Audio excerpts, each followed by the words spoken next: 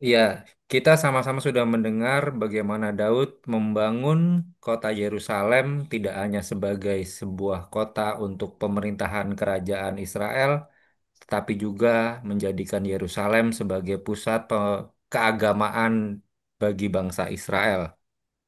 Lalu kemudian Daud juga berupaya memindahkan tabut perjanjian dan berniat membangun, tanda kutip, membangun rumah bagi tabut perjanjian tersebut. Tetapi di sini yang Pak Seto sampaikan agak aneh adalah Allah sepertinya tidak berkenan bagi Daud untuk membangun rumah bagi tabut perjanjian tersebut. Selanjutnya Allah juga menjanjikan kepada Daud untuk kemuliaan bagi dia dan keturunannya. Dan dijanjikan bahwa nanti yang membangun rumah bagi tabut perjanjian itu adalah keturunan Daud. Kemudian Allah menggenapi janji yang disampaikannya kepada Daud melalui nubuat Nabi Amos yang kita lihat mengenai kelimpahan gandum dan susunya. Dan itu sekian ratus tahun mungkin pada saat Yesus Kristus hadir ke dunia, semuanya itu digenapi dengan mengambil contoh adalah peristiwa di Kana dan juga Yesus memberi makan 5.000 orang laki-laki. Sedikit di bagian akhir kemarin kita juga sudah mendengar episode atau babak baru dalam kehidupan Daud di mana Daud mulai melakukan dosa-dosanya yang pada akhirnya mungkin nanti akan kita dengar di pertemuan ini apa akibat dari dosa-dosa yang telah dibuat oleh Daud. Untuk itu bersama kita telah hadir Pak Seto Marsunu yang akan menyampaikan mengajar kita untuk episode selanjutnya. Dipersilakan Pak Seto. Ya, terima kasih, Pak. Selamat malam, Ibu, Bapak, dan saudara-saudara semua. Malam Pak Seto. Selamat malam Pak Malam Seto. Pak Toto. Selamat malam Pak Seto. Kita akan melihat dalam pertemuan malam hari ini, em, Tuhan tidak pernah memandang rendah dosa. Tuhan tidak pernah meremehkan dosa. Jadi kalau ada orang yang berbicara tentang dosa dan enggak apa-apa berdosa, Tuhan kan Maha Pengampun, kemudian manusia kan lemah. Sepertinya Tuhan tidak akan apa menyebutnya ya, membiarkan orang yang percaya kepadanya berbicara seperti itu. Bapak Ibu mau lihat di perjanjian lama, mau melihat Tuhan Yesus, sama. Tidak pernah memandang ringan, memandang remeh dosa. Nah, kisahnya sudah kita lihat di pertemuan yang lalu. Daud itu sudah punya 6 anak sulung, 6 orang anak laki-laki yang lahir dari 6 istri. Kemudian Daud juga masih punya istri-istri lain, masih punya selir-selir. Kemudian Tuhan juga pernah mengatakan bahwa istri-istri Saul pun juga diberikan kepada Daud. Tapi istri Uria, seorang prajuritnya yang sangat loyal, masih diambil oleh Daud. Jadi sudah berzina, kemudian mengingini istri orang, dan akhirnya membunuh. Nah, kemudian kita akan lihat bagaimana melanjutkan kisah tentang Daud yang berzina, mengingini istri orang, itu sampai pada level membunuh. Silahkan ke 2 Samuel bab 11.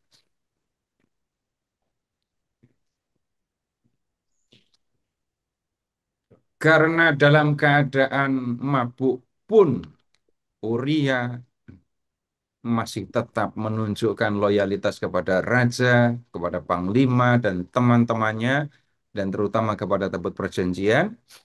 Em, Daud mengambil langkah yang berikutnya, bab 11 ayat 14. Pagi harinya Daud menulis surat kepada Yoab dan mengirimnya dengan perantaraan Uria.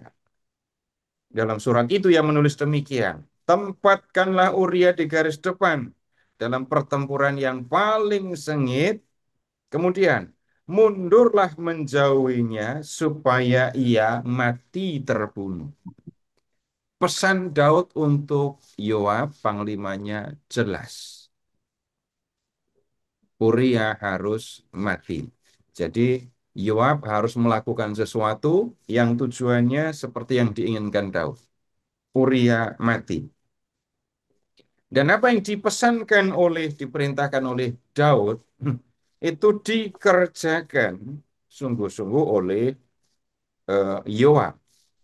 Nah, di ayat 16 dikatakan bahwa mereka mengepung kota Raba, Yoab dengan pasukannya.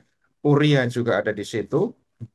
Dan Yoab menugaskan Uria pergi ke tempat yang diketahui ada lawan yang gagah perkasa. Ketika orang-orang itu keluar memerangi Yoab, gugurlah beberapa tentara dari antara anak buah Daud, dan Uria orang Het itu juga mati. Jadi eh, Yoab dan pasukannya mengepung satu kota, kemudian prajurit dari kota itu melakukan perlawanan, dan perlawannya hebat ini ya. Dan lihat, beberapa tentara dari anak buah Daud, termasuk Uria, mati. Nah, kemudian Yoab memberi perintah kepada anak buahnya untuk mengirim kabar kepada Daud. Ayat 18. Kemudian Yoab mengutus untuk memberitahukan jalannya pertempuran kepada Daud. Ia memberi petunjuk kepada utusan itu demikian. Ketika engkau selesai melaporkan seluruh jalannya pertempuran kepada raja, dan jika raja menjadi geram dan berkata kepadamu, mengapa kamu mendekat kota itu untuk berperang? Tidakkah kamu tahu bahwa orang akan memanah dari atas tembok? Siapakah yang menewaskan Abimelek bin Yerubesed? Bukankah seorang perempuan menimpakan batu kilangan kepadanya di atas tembok sehingga ia mati di Tebes? Mengapa kamu demikian dekat dengan tembok itu? Jika demikian, haruslah kau katakan, hambamu Uria, orang Het itu juga mati. Jadi tindakan Yoab yang mengepung eh, kota Raba itu dilakukan dengan mendekati tembok. Dan ini tindakan yang sangat berbahaya. Bapak Ibu kalau mau tahu tembok kota itu gambarannya seperti apa, Bapak Ibu lihat itu videonya Pak Edi itu. Itu ada gambar Biara Santa Katarina, lalu di belakang di tembok kota itu seperti itu. Jadi mendekati tembok itu tindakan yang sangat berbahaya. Yoab mengatur supaya pasukan mendekati tembok, termasuk ini Iya. Uria supaya mendekati itu. Dan Bapak Ibu sekarang bisa melihat dengan jelas apa yang dilakukan Daud, menginginkan kematian Uria, tidak hanya membuat Uria mati, tapi juga tentara Daud, anak buahnya sendiri yang sangat loyal, yang sangat berani, mati. Jadi bukan hanya Uria korbannya. Nah, Yoab sadar mendekati tembok itu tindakan yang sangat berbahaya. Jadi nanti bisa jadi laporan kepada Daud didengarkan, dan kemudian Daud bisa jadi akan menyalahkan Yoab. Tapi kalau sampai Daud menyalahkan Yoab, bilang saja Uria juga sudah mati. Nah, utusan itu kemudian menyampaikan semuanya kepada Daud, dan kemudian Bapak Ibu akan ketemu yang aneh lagi. Daud menyampaikan pesan kepada Yoab. Ayat 25.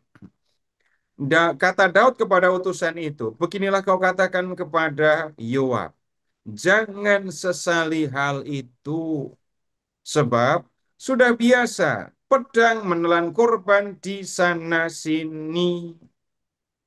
Perhebatlah seranganmu terhadap kota itu, dan runtuhkanlah.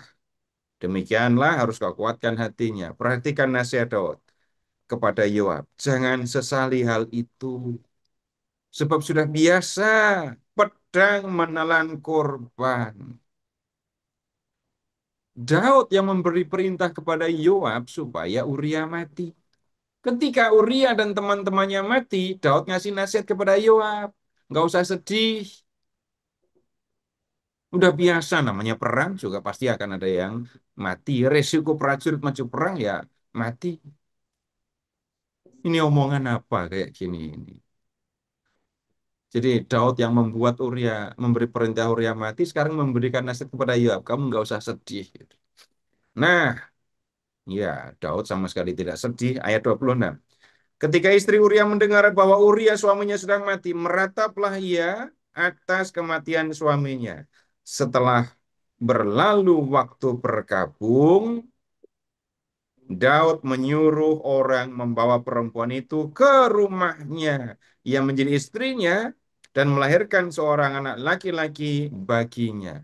Perhatikan Bapak Ibu, hasil hubungan Daud dengan Batsheba, ya itu ada seorang bayi laki-laki.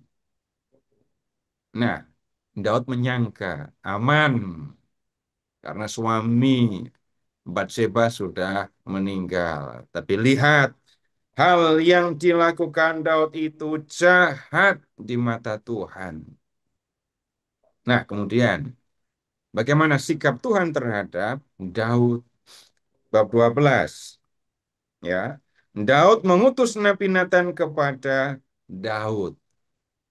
Untuk apa? Menyampaikan pesan Tuhan. Dan pesannya itu disampaikan dalam cerita. Atau lebih tepatnya dalam cerita yang merupakan perumpamaan. Ada dua orang dalam suatu kota. Yang seorang kaya dan yang lain miskin. Si kaya mempunyai sangat banyak kambing, domba, dan lembu. Si miskin tidak mempunyai apa-apa selain seekor anak domba betina yang kecil yang dibelinya dan dipeliharanya. Anak domba itu besar bersama dia dan anak-anaknya, makan dari makanannya yang sedikit, minum dari cawanya, dan tidur di pangkuannya, bagaikan seorang anak perempuan baginya. Seorang musafir datang kepada orang kaya itu. Ia merasa sayang mengambil seekor dari kambing dombanya atau lembunya untuk dimasak bagi pengembara yang datang kepadanya itu. Ia lalu mengambil domba betina milik si miskin dan memasaknya untuk orang yang datang kepadanya itu. Ceritanya sederhana sekali, Bapak Ibu. Tapi kalau mendengar cerita ini, selain menggunakan imajinasi, orang juga harus menggunakan perasaan. Bagaimana reaksi Daud mendengar kisah yang disampaikan Nathan? Ayat 5. Daud menjadi sangat marah terhadap orang itu dan ia berkata kepada Nathan, demi Tuhan yang hidup, orang yang melakukan itu harus mati.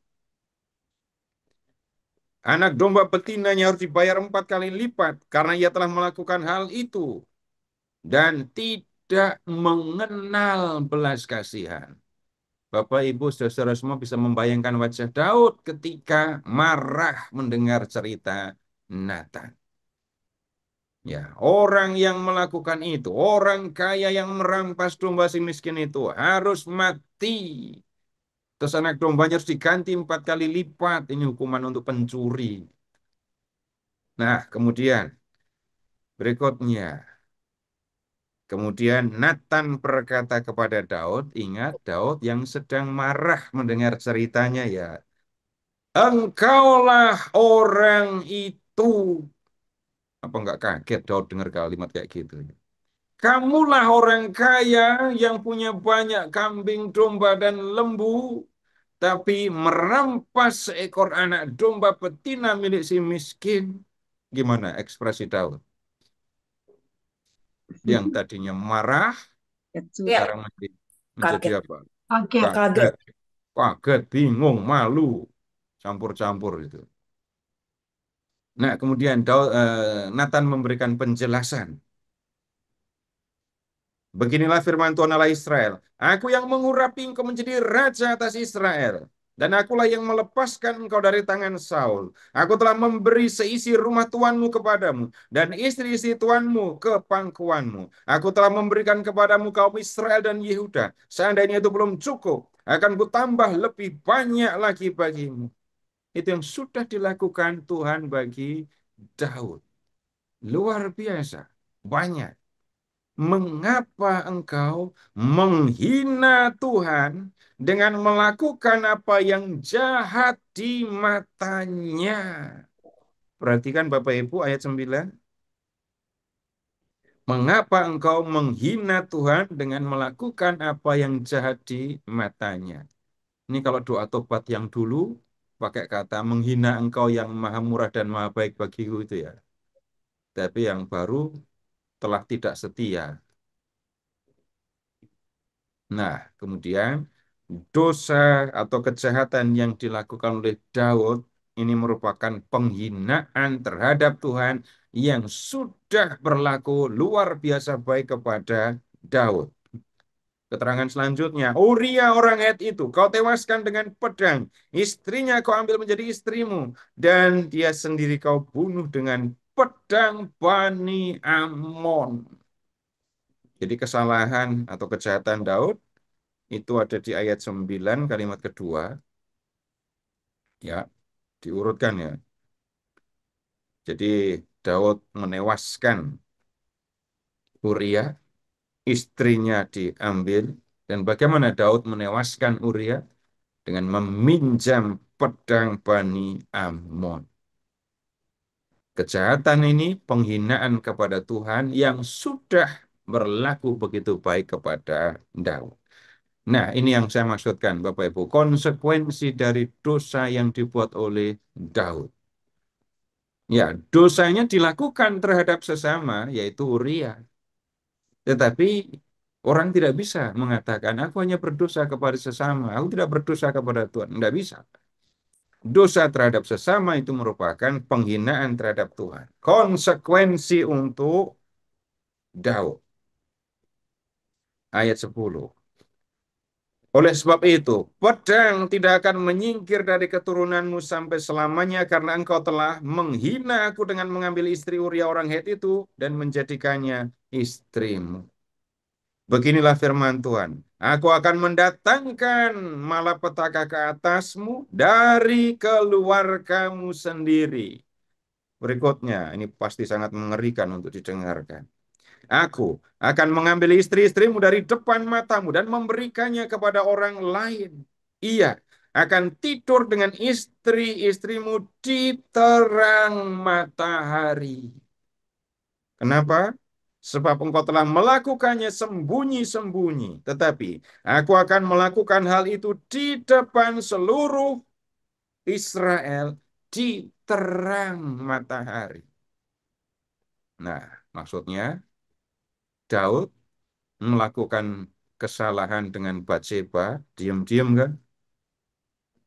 Tapi hukumannya, konsekuensi yang harus ditanggung oleh Daud, ya istri-istrimu akan mendapat perlakuan yang sama dengan yang kamu lakukan terhadap istri Uria,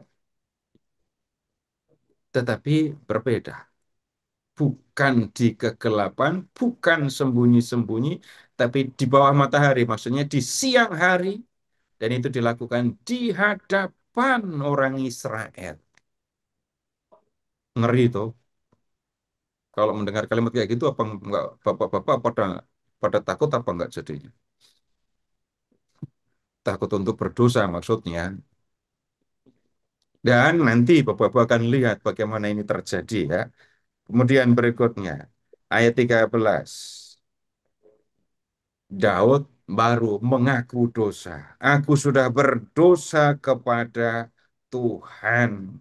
Kata Nathan kepada Daud, Tuhan telah menyingkirkan dosamu. Engkau tidak akan mati. Walaupun demikian, karena engkau benar-benar menista Tuhan dengan perbuatan ini, pastilah anak yang lahir bagimu itu akan mati. Jadi anak hasil hubungan gelap Daud dengan Batseba itu akan mati. Nah, karena Daud sudah berdosa dan khawatir sungguh-sungguh dengan anaknya ya, lihat Daud kemudian berpuasa, kemudian lihat ayat 16 ya. Daud memohon kepada Allah untuk anak itu. Ia berpuasa dengan sungguh-sungguh, masuk ke kamar dan semalaman berbaring di tanah. Nah, kemudian lihat anak itu lahir, ayat 18. Pada hari ketujuh anak itu mati. Ayat 19. Ketika Daud melihat pegawai-pegawainya berbisik-bisik, mengertilah Daud bahwa anak itu sudah mati. Lalu Daud bertanya kepada pegawai-pegawainya, sudah meninggalkah anak itu? Jawab mereka, sudah meninggal. Daud pun bangun dari lantai, lalu mandi, memakai minyak dan berganti pakaian. Ia masuk ke dalam rumah Tuhan dan sujud menyembah. Nah, kemudian sekarang lihat ke ayat 24. Kemudian Daud menghibur hati Batseba istrinya. Loh, tapi kok langsung ia menghampirinya dan tidur dengan dia. Perempuan itu melahirkan seorang anak laki-laki yang diberi nama Salomo. Tuhan mengasihi dia, mengasihi anak ini, dan dengan perantaraan Nabi Nathan, dia diberi nama Yedidia. Jadi anak hasil hubungan tadi meninggal, tapi kemudian Bapak Ibu setelah berpuasa, setelah anak itu meninggal, nah ini yang mungkin lebih susah lagi dimengerti ini.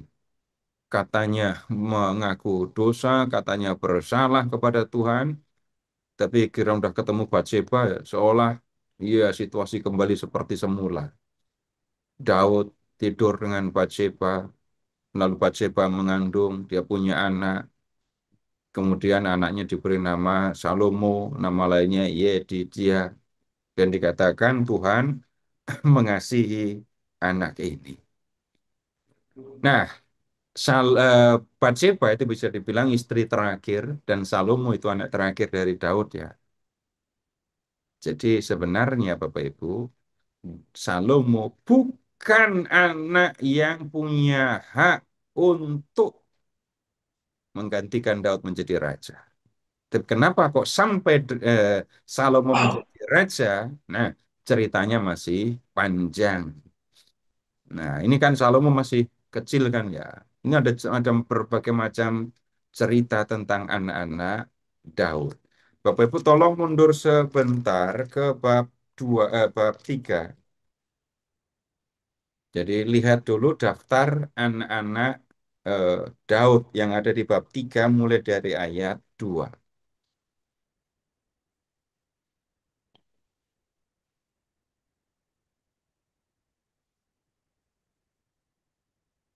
Bab 3 mulai dari ayat 2.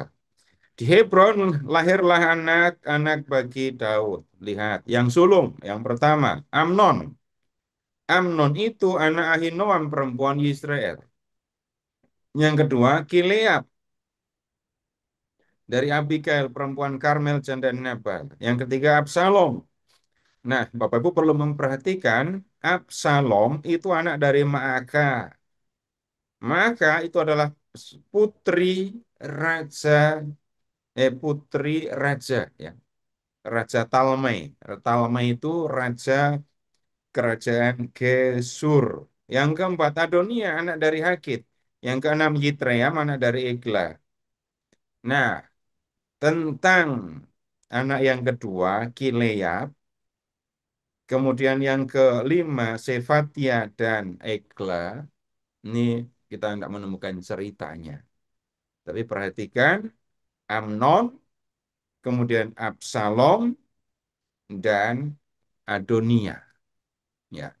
Dan tentang Absalom, ingat ini putri dari Maaka, Maaka itu putri dari Raja Gesur yang bernama Talmai. Baik, sekarang kita ke bab 13. bab 13 mulai dari ayat 1.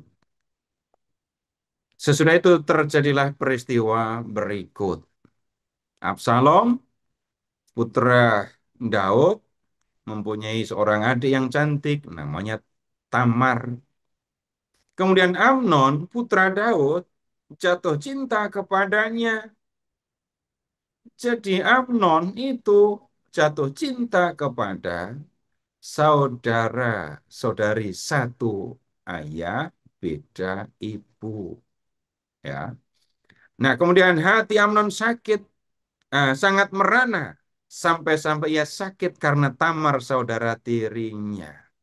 Sebab ia seorang perawan dan menurut Amnon sulit sekali melakukan sesuatu terhadap dia. Nah, kemudian Amnon mempunyai seorang sahabat bernama Yonadab, anak Simea, saudara Daud. Yonadab seorang yang sangat cerdik. Ia berkata kepada Amnon, "Hai anak raja, mengapa engkau demikian merana setiap pagi? Mengapa tidak kau beritahukan saja kepadaku?" Kata Amnon, "Aku cinta kepada Tamar adik Absalom saudaraku." Lalu kata Yonadab, "Berbaringlah di tempat tidurmu dan berpura-pura sakit. Apabila ayahmu datang menengokmu, hendaklah kau katakan, 'Izinkan adikku Tamar datang memberi aku makanan. Izinkan ia menyiapkan makanan di hadapanku, supaya aku melihatnya dan menerima makanan dari tangannya.'" Nasihat itu dilakukan benar-benar oleh Amnon. Kemudian ayat 8. Tamar pergi ke rumah Amnon, saudaranya yang sedang berbaring. Lalu ia mengambil adonan, meremas-remasnya, membuat kue di depan matanya dan memanggang kue itu. Sesudah itu ia mengambil kuali, menaruh isinya di depan Amnon. Tetapi Amnon tidak mau makan dan berkata, "Suruhlah semua orang keluar meninggalkan aku." Yang ngomong anak raja, ya semua nurut. Lalu semua orang keluar meninggalkan dia. Nah, kemudian yang terjadi, lihat ayat 11.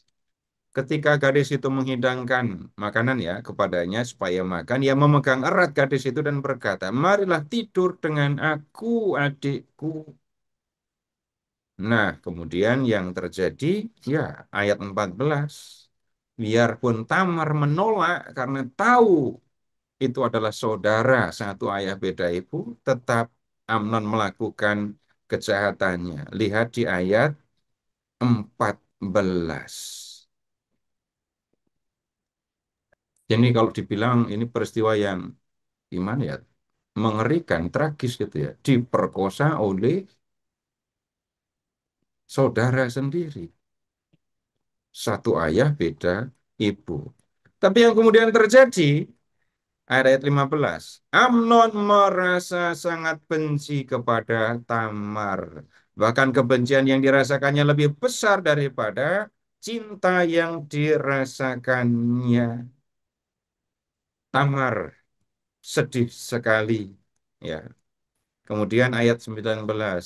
Lalu Tamar menaruh abu di atas kepalanya dan mengoyak baju kurung yang sangat indah yang dipakainya. Ia meletakkan tangannya di atas kepalanya dan pergi sambil meratap dengan nyaring. Ingat, Tamar punya abang, Absalom. 20. Absalom, saudaranya, bertanya kepadanya, "Apakah Amnon saudaramu sudah menghampirimu? Sekarang adikku, diamlah. Bukankah dia saudara? Janganlah hal itu membebani hatimu." Lalu Tamar tinggal menyendiri di rumah Absalom saudaranya. Menghampiri itu penghalusan untuk kata meniduri. Meniduri itu sudah penghalusan kan. Tapi ini dalam perjanjian lama dipakai kata menghampiri. Daud tahu apa enggak? Tahu. 21. Ketika Raja Daud mendengar semua hal itu, ia sangat marah. Absalom tidak berbicara dengan Amnon tentang apa-apa, baik atau buruk. Tetapi Absalom membenci Amnon sebab ia memperkosa Tamar adiknya. Daud marah, tapi nggak buat apa-apa. Dan kemudian itu membuat Absalom menjadi ya lebih jengkel lagi kan ya. Eh, Bapak Ibu, orang bisa menyimpan dendam itu sampai berapa lama? Seumur hidup. Bisa sampai seumur hidup. Nanti sakit kok aku bawa mati. Kalau saking Heran aku. kalau saking jengkelnya kan orang bisa ngomong gitu kan ya. Kalau saya berani balas dendam, saya balas. Kalau saya nggak mau, nggak berani, entah alasan apa, ya sudah, saya simpan sakit hati saya. Itu bisa berlangsung lama sekali. Nah, Absalom itu dikatakan sudah benci kepada Amnon. Tapi ya, Absalom masih diam. Ya. Nunggu sampai 2 tahun, ayat 23. 2 tahun kemudian Absalom melakukan pengguntingan bulu domba di Baal Hazor dekat Efraim. Lalu Absalom mengundang semua putra raja. Loh, rupanya gunting bulu domba ini ada acara besarnya, ada pestanya ini ya. Nah, kemudian Absalom menghadap raja dan berkata, hamba ini sedang melakukan pengguntingan bulu domba. Kiranya raja dan pegawai-pegawainya ikut bersama hamba. Tetapi raja berkata kepada Absalom, tidak anakku, tidak perlu kami semua pergi supaya kami tidak menyusahkan engkau. Absalom mendesak, tetapi raja tidak mau pergi dan hanya memberi restu kepadanya. Lalu kata Absalom, kesempatan ini ya, kalau begitu izinkanlah Amnon saudaraku pergi bersama kami. Raja berkata ini kepada Absalom, untuk apa ia pergi bersamamu? Tetapi ketika didesak Absalom, Daud mengizinkan Amnon dan semua putra raja pergi bersama dia. Nah, ini kita bisa mengatakan kalau pakai bahasa sekarang, Absalom memasang perangkap untuk Amnon. Dan dia sedang menggiring supaya Amnon masuk ke perangkap itu. 28. Ketika Absalom memerintah, kemudian Absalom memerintahkan orang-orangnya. Perhatikanlah. Ketika hati Amnon bergembira karena anggur, dan aku berkata kepadamu, pukullah Amnon dan bunuh dia, jangan takut. Bukankah aku yang memerintahkannya kepadamu? Kuatkanlah hatimu, dan jadilah kesatria. Perhatikan Bapak Ibu di sini, Absalom sudah punya orang-orangnya. Absalom sudah punya anak buah sendiri ya. Dan dia sudah menyiapkan mereka untuk membunuh Amnon. Orang-orang Absalom memperlakukan Amnon seperti yang diperintahkan Absalom, ngajak minum. Lalu semua putra raja menaiki bakalnya masing-masing dan melarikan diri. Nah, jadi Absalom kemudian jadi membunuh Amnon untuk membalas kejahatan yang sudah dilakukan oleh Amnon kepada Tamar adiknya. Jadi dalam peristiwa pembunuhan itu anak-anak raja yang lain lari. 30. Ketika mereka masih di tengah jalan, kabar sampai kepada Daud. Absalom telah membunuh semua anak raja, tak seorang pun dari mereka luput. Nah, ini beritanya salah ini ya. Raja pun bangkit dan mengoyak pakaiannya, lalu berbaring di lantai. Semua pegawainya berdiri di situ dengan pakaian terkoyak. Yonadab anak Simea, Abang Daud angkat bicara. Janganlah tuanku menyangka semua orang muda putra raja itu telah dibunuh. Hanya Amnon yang mati. Sebab hal itu telah menjadi ketetapan hati Absalom sejak Amnon memperkosa Tamar adiknya. Jadi eh, ini nanti akan menjadi apa menyebabnya satu hal yang Absalom sendiri mengalami diperlakukan tidak adil oleh bapaknya gitu ya. Dan nanti Absalom akan mengumpulkan orang-orang yang tidak diperlakukan secara adil oleh Daud. Jadi sekarang ini Absalom sendiri mengalami raja ayahnya tidak berlaku adil. Amnon yang sudah memperkosa Tamar dibiarkan saja sehingga Absalom harus mengambil tindakan sendiri. Nah, kemudian sekarang lihat ke ayat 37. Absalom telah melarikan diri dan pergi kepada Talmai bin Amihud, Raja Gesur. Jadi, Absalom melarikan diri pergi ke rumah kakeknya ya. Ya. Nah, kemudian lihat, Daud berduka cita berhari-hari lamanya karena anaknya itu. Demikianlah Absalom melarikan diri ke Gesur dan tinggal di sana selama 3 tahun. 3 tahun. Amarah raja terhadap Absalom surut, sebab ia sudah tidak sedih lagi atas kematian Amnon. Setelah 3 tahun, amarah Daud surut. Nah, kemudian atas ya bujukan Yoab, Daud menerima ketika mengizinkan ya, ketika Absalom pulang. Tapi ketika Absalom pulang, Absalom merasakan ada yang aneh juga. Lihat sekarang bab 14 ya, ayat 28.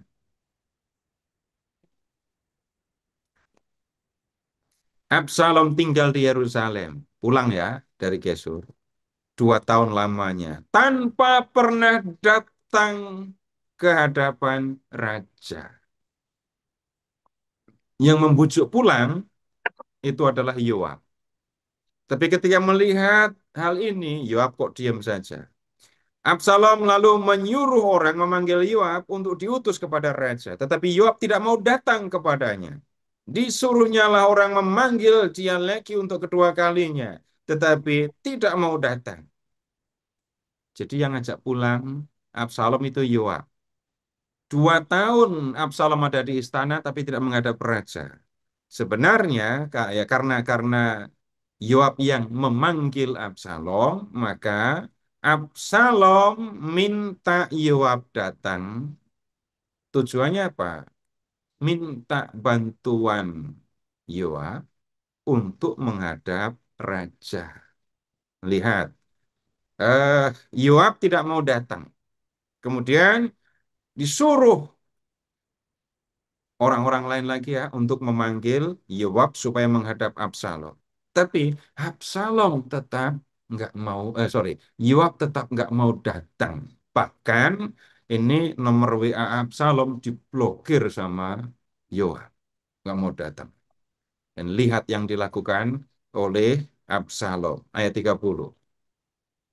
Kemudian dia berkata kepada hamba-hambanya, lihat, ladang Yoab ada di sebelah ladangku, dan di sana ada jelainya. Pergilah, bakarlah itu.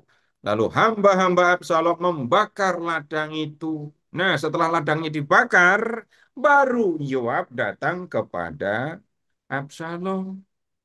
Ya, barulah lihat sekarang ke ayat 33. Kemudian Yoab datang menghadap raja dan memberitahukan hal itu kepadanya. Raja pun memanggil Absalom. Absalom nggak berani datang menghadap bapaknya. Dia minta Yoab untuk bicara dengan bapaknya. Jadi yang lebih berhak, Daud memanggil Absalom ke istana. Tapi itu tidak terjadi selama 2 tahun. Dan kemudian dengan bantuan Yoab, raja kemudian memanggil Absalom. Nah, Absalom datang menghadap raja, sujud dengan mukanya sampai ke tanah di hadapan raja. Nah, kemudian ini yang terjadi kemudian. Absalom menyusun kekuatan ini. Eh, iya, Bapak Ibu tahu nggak potongan rambut Absalom yang membuat orang terpesona kepadanya? Tunggu dulu ya. Bab 15. Beberapa waktu kemudian Absalom menyediakan baginya sebuah kereta perang serta kuda dan 50 orang yang berlari di depannya. Pagi-pagi Absalom biasanya bangun dan berdiri di tepi jalan menuju pintu gerbang. Setiap orang yang mempunyai perkara dan hendak masuk menghadap raja untuk mencari keadilan, orang itu dipanggil Absalom. Ia akan bertanya, dari kota manakah engkau? Apabila jawabannya, hambamu ini datang dari suku Israel yang ini, maka Absalom berkata kepadanya, ya, lihat, tuntutanmu itu layak dan benar. Tetapi dari pihak raja tidak ada seorang pun yang mau mendengarkan engkau. Lagi kata Absalom, kalau saja aku diangkat menjadi hakim di negeri ini, maka setiap orang yang bersengketa ataupun mempunyai perkara hukum boleh datang kepadaku dan aku akan memberinya keputusan yang adil. Bapak Ibu bisa melihat yang dilakukan Absalom. Absalom menampilkan diri sebagai orang yang punya wibawa sebagai anak raja ya. Ada kereta perang, ada 50 orang yang berlari di depan keretanya. Kemudian nunggu atau berdiri di pintu gerbang. Terus kalau ada yang punya masalah untuk mendapatkan keadilan dari raja, Absalom akan mengajak orang itu bicara. Dan ketika ya mereka tidak mendapatkan keadilan, ini kesempatan. Seandainya aku jadi raja, aku akan memberikan keadilan ya kepada orang-orang yang berperkara. Apabila seseorang datang mendekat dan sujud menyembah kepadanya, perhatikan Bapak Ibu, Absalom akan mengulurkan tangannya, memegang orang itu dan menciumnya. Menampakkan sikap yang sangat positif, ramah kepada orang banyak. Begitulah diperbuat Absalom kepada semua orang yang hendak masuk menghadap raja untuk mencari keadilan. Dan cara yang dilakukan Absalom mujarab berhasil ya. Demikianlah Absalom mencuri hati orang Israel. Dengan cara begini juga, Bapak Ibu, Absalom menyusun kekuatan. Dan dia lakukan semua ini sampai 4 tahun. 4 tahun kemudian Absalom bertanya kepada raja, izinkanlah aku pergi, supaya di Hebron aku membayar nasar yang telah kuikrarkan kepada Tuhan. Sebab ketika masih tinggal di Gesur, di Aram, hambamu ini telah bernasar demikian. Jika Tuhan sungguh-sungguh memulangkan aku ke Yerusalem, aku akan mengadakan ibadah bagi Tuhan. Kata raja kepadanya, pergilah dengan selamat. Lalu Absalom pergi ke Hebron. Bapak Ibu ingat, Hebron itu adalah pusat pemerintahan pertama yang dimiliki oleh Daud. Pertama kali menjadi raja, ya, Daud memerintah di Hebron. Tapi yang dilakukan Absalom sekarang bukan sekedar pergi ke Hebron beribadah. Sementara itu Absalom mengirim utusan-utusan rahasia kepada segenap suku Israel dengan pesan, segera sesudah kamu mendengar bunyi sangkakala, berserulah, Absalom sudah menjadi raja di Hebron. Bersama Absalom turut pergi 200 orang dari Yerusalem. Mereka diundang dan pergi tanpa curiga, tanpa mengetahui semuanya itu. Nah, ibadahnya dilakukan, iya. Ketika hendak mempersembahkan kurban, Absalom mengundang, Bapak Ibu perhatikan tokoh ini ya namanya, mungkin nama baru, Ahitofel, orang Gilo. Ya, dia adalah penasihat Daud.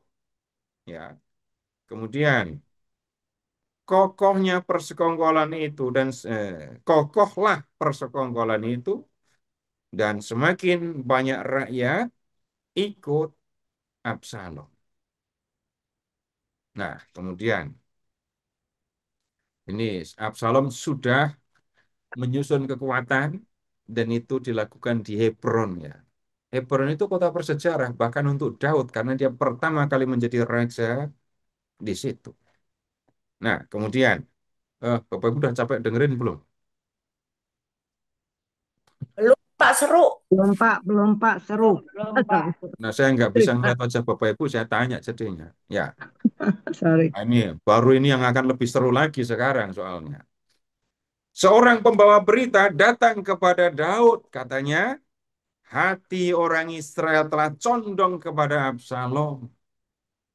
Kata Daud kepada semua pegawainya yang ada bersama dia di Yerusalem, marilah kita melarikan diri atau kita tidak akan lolos dari Absalom. Perhatikan Bapak Ibu, Daud yang bicara. Mari kita melarikan diri. Mari kita meninggalkan Yerusalem. Kalau tidak, kita tidak akan lolos dari Absalom. Daud itu kan dari kecil sudah perang, tuh. Dan itu punya pengalaman yang hebat untuk urusan peperangan. Dia punya pengalaman yang bisa dikatakan lebih dari yang lain. Perang gurun, perang kota, dia bisa lakukan.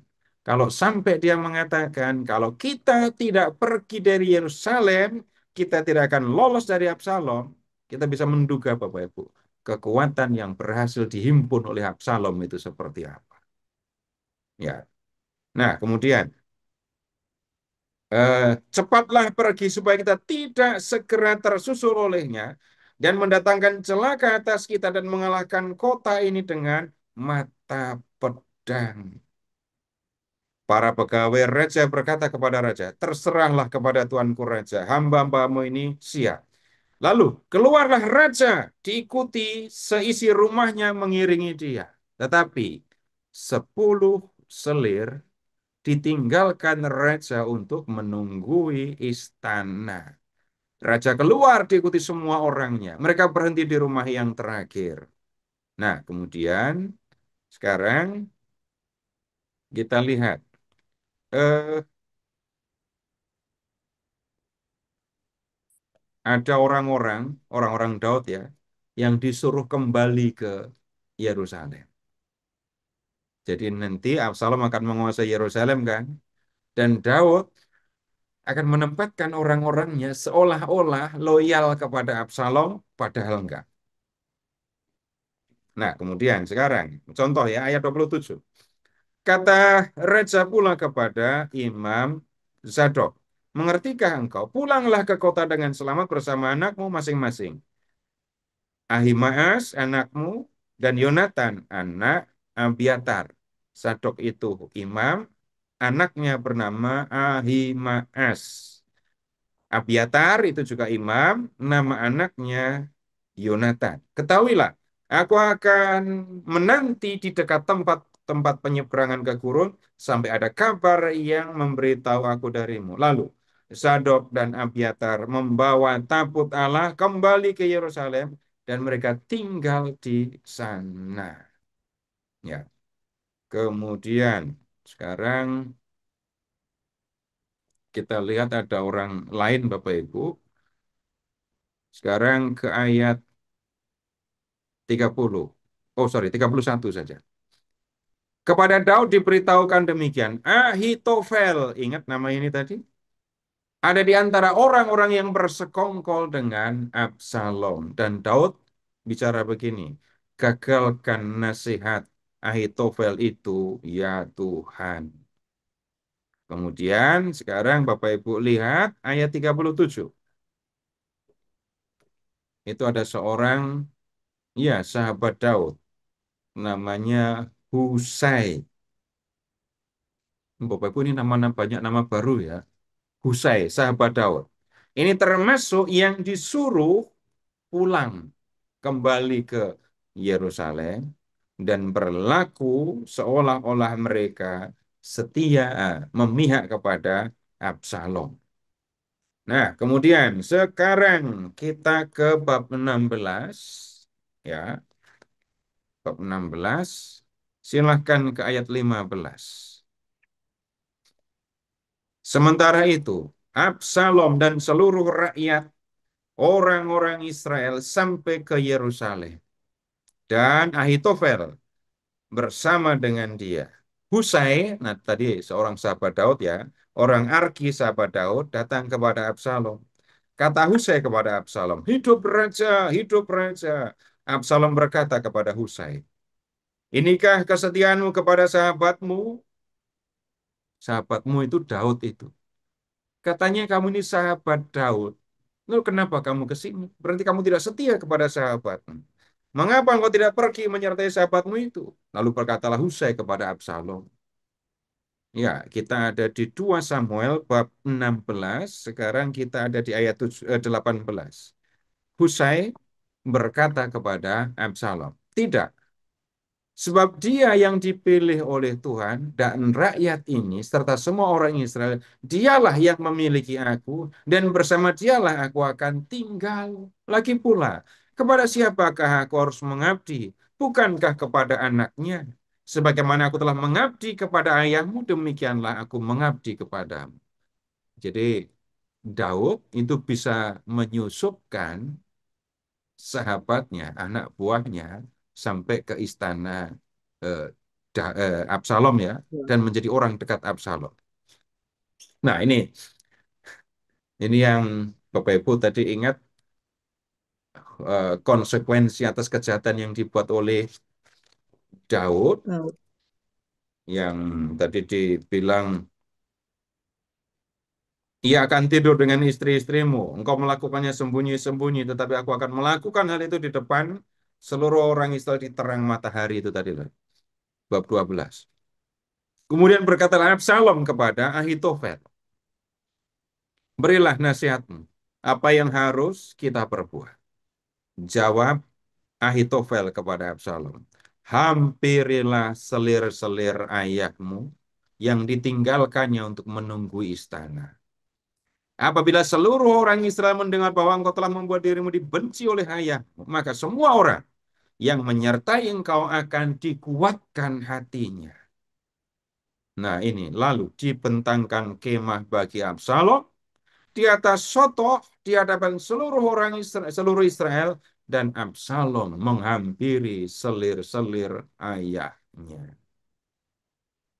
Pada masa itu nasihat yang diberikan Ahitofel hampir-hampir seperti petunjuk yang diminta dari Allah. Nah, Bapak Ibu, terlihat konsekuensi dari kejahatan yang dibuat oleh Daud. Sudah akan ada pertentangan di antara di dalam keluarga Daud, kemudian anak hasil hubungannya mati, kemudian yang berikutnya kejahatan yang sudah dilakukan terhadap Uria itu dibalas gimana? 10 kali jadinya ya. Absalom, Absalom meniduri itu tadi 10 selir daun. Nah, kemudian yang berikutnya, eh,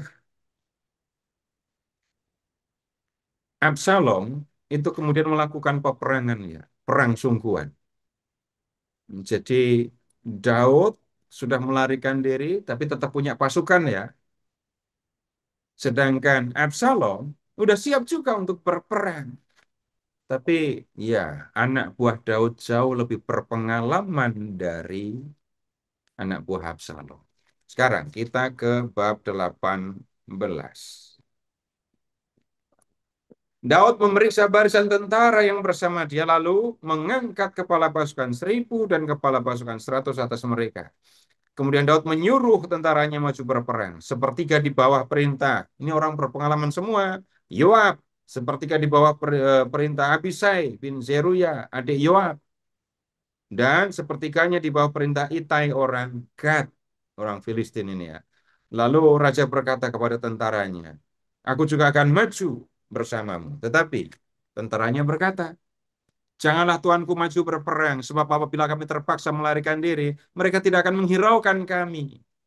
Sekalipun separuh dari kami mati, mereka tidak akan menghiraukan kami. Tetapi tuanku sama dengan 10.000 orang dari kami. Sebab itu, lebih baik tuanku menolong kami dari dalam kota. Daud ingin ikut berperang. Tapi kalau sampai ketahuan Absalom dan anak buahnya Daud ikut berperang, pasti akan dikejar. Absalom dan anak buahnya tidak akan mempedulikan prajurit Daud, pasti akan mengejar Daud. Dan ini situasi yang akan sangat sulit. Maka kemudian ya Daud tidak maju perang. Tapi ayat 5, Raja memberi perintah kepada Yoab, Abisai, dan Itai, panglima-panglimanya.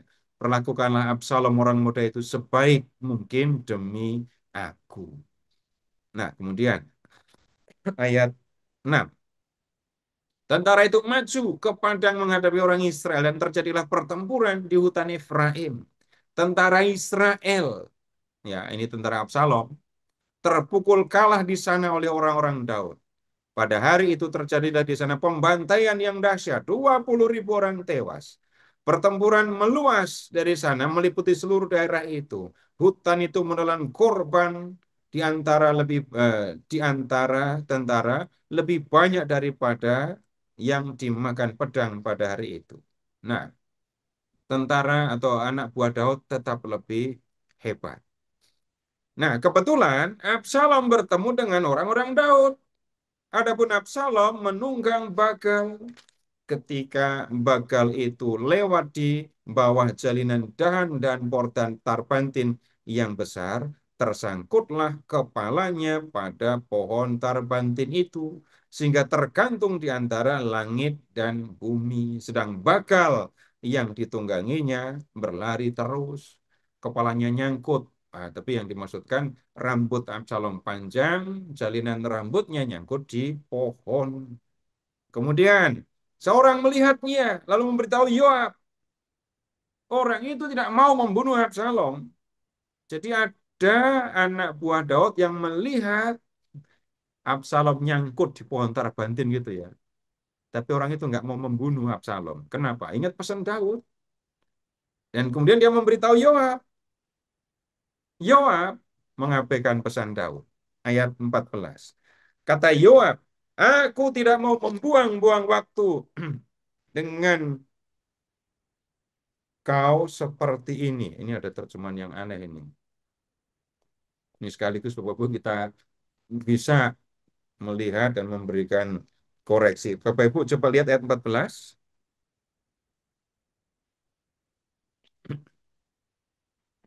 Kata Yoab, aku tidak mau membuang-buang waktu dengan apa? Kau seperti Dan ini. kau seperti ini. Nah, ada yang aneh kan itu. Nah, itu termasuk harus diperbaiki. Nah, kemudian Yoab ambil tindakan. Jadi Yoab tidak mau berlaku seperti anak buahnya itu.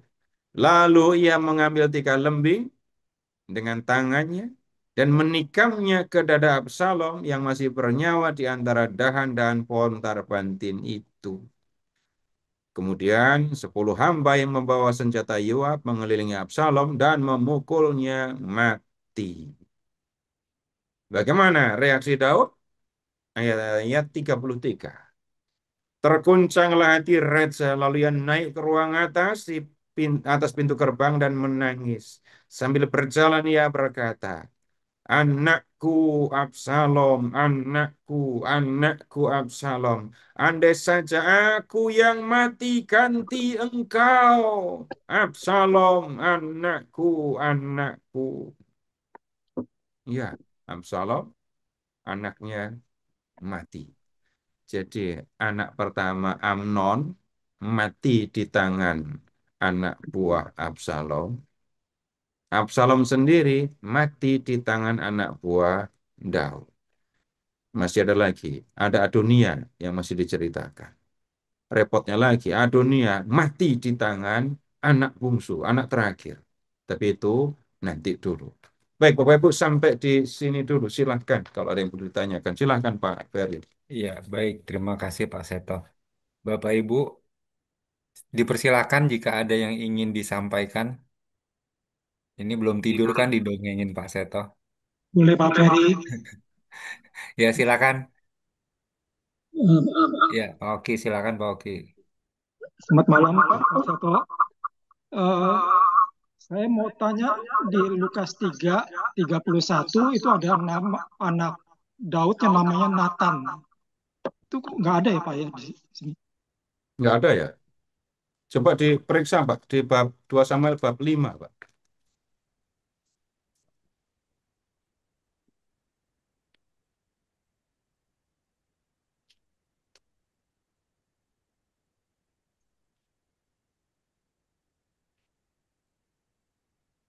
Dua Samuel bab 5.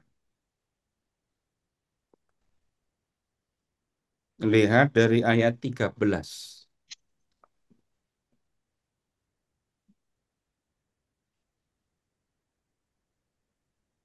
Ya. Oh, di ayat Bapak menanyakan Nathan kan? Anak Salomo, anak Daud yang bernama Nathan kan Oh iya. ada di situ. Ibunya siapa ya, Pak? Nanti Bapak tanya yang berikutnya, Yibhar, Elisua, Nefek, Yafia, Elisama, Eliada, Elifelet, namanya ibunya siapa? Enggak ada catatannya. Oh, Lah kan ada banyak kan di sini. Inilah nama putra-putranya yang lahir bagi dia di Yerusalem. Syamua, Sobab, Nathan, Salomo, Yibhar, Elisua, Nefek, Yafia, Elisama, Eliada, dan Elifelet. Saya nggak tahu nama ibu-ibu mereka karena memang tidak ada catatannya. baik, Pak. Terima kasih, Ya, Pak. Iya, baik. Terima kasih Pak Oki. Mari Pak, Bapak Ibu, jika ada yang ingin ditanyakan, Oma Leni, Pak, silakan Oma Leni. kok aneh ya si Amnon itu habis sayang banget sama Tamar, habis ditiduri kok malah dia benci sih ya kan aku. Ibu mau sharing? Silahkan. Mungkin punya pengalaman yang sama. Habis cintanya kayak gitu, kok jadi benci itu? Apakah kalau bicara tentang psikologi, kita bisa nggak ketemu pengalaman yang seperti itu? Atau cukup kita, ya ini tidak ada di dalam teks ya, tidak di dalam teks. eh Begini, yang kalau orang memang mencintai, itu nggak akan berlaku seperti Amnon kan ya.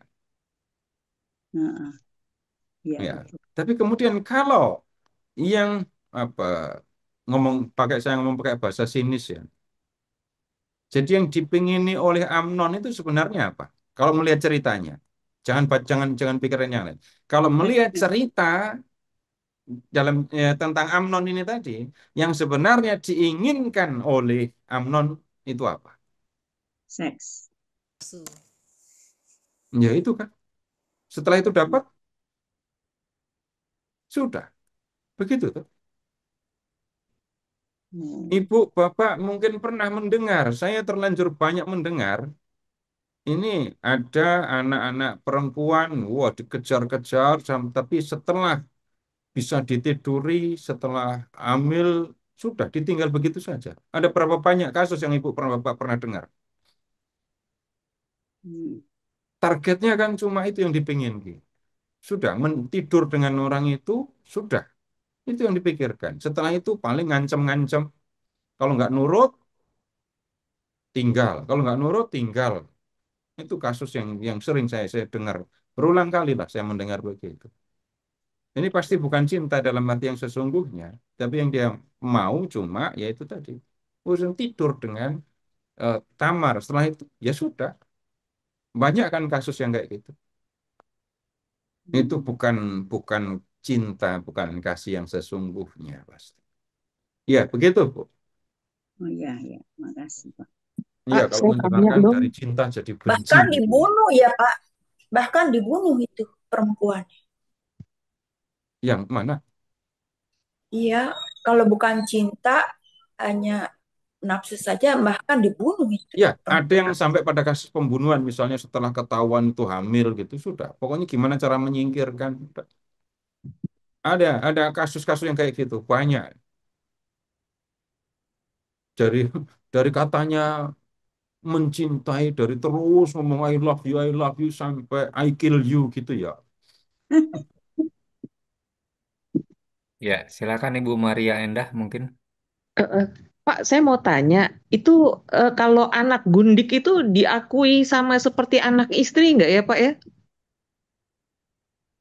Kalau selir itu masih memang tingkatnya beda ya dengan ini ya permaisuri, istri, gundik, apalagi levelnya budak atau harem. Nah, kemudian begini, normalnya, wajarnya anak dari permaisuri itu yang paling punya hak untuk jadi raja. Nah, Daud memang tidak punya permaisuri. Yang ada istri dan selir. Nanti kesalahan Daud adalah tidak menunjuk raja yang akan menggantikan.